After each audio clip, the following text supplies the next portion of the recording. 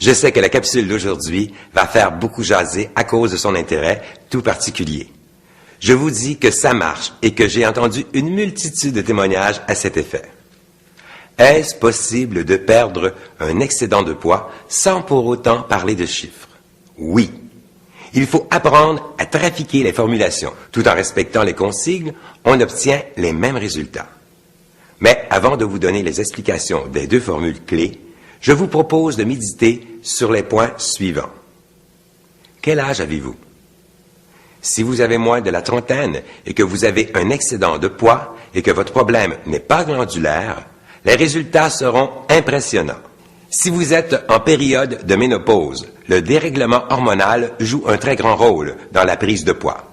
Ça fonctionne tout aussi bien, mais il faut être plus patiente pour se rendre compte des résultats. Si je puis me permettre un conseil, évitez de vous peser quotidiennement.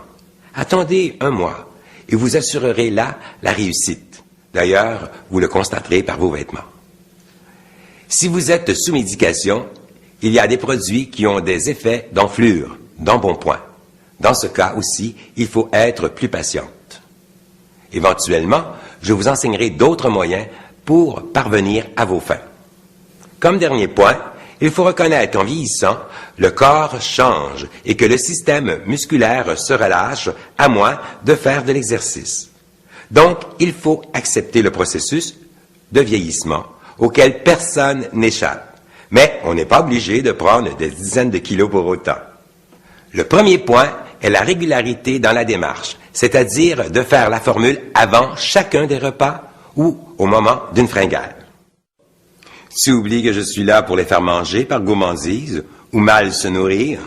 Non, et pour une fois, je suis content que tu sois là pour que les gens comprennent que c'est par leur propre mécanisme de pensée qu'ils ne savaient pas contrôler les abus qu'ils ont faits. Je les fais aussi manger lorsqu'ils ont un problème émotionnel. Tu sais ça?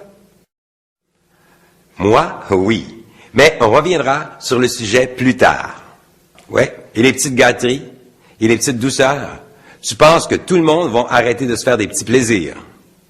Là n'est pas mon but. Mais que tu sois venu faire une petite intervention, ça m'a permis des explications. Maintenant, efface-toi. Revenons à nos moutons.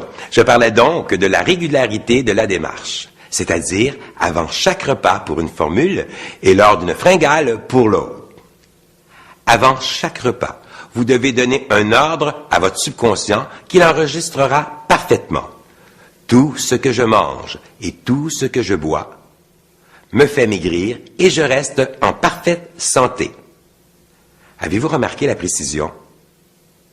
Et je reste en parfaite santé. Vous réalisez pourquoi?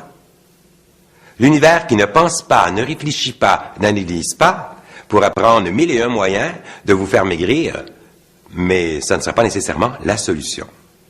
Pour une fringale, cette formulation ajoute aussi prestement qu'un coupe-faim. Mais dans ce dernier cas, dans le cas d'une fringale, on se lie à l'énergie. Univers infini rapetisse mon estomac immédiatement. Par manque de temps, je reviendrai sur le sujet dans la prochaine capsule, vous apporter quelques éclaircissements. En attendant, commencez à l'expérimenter et bon appétit!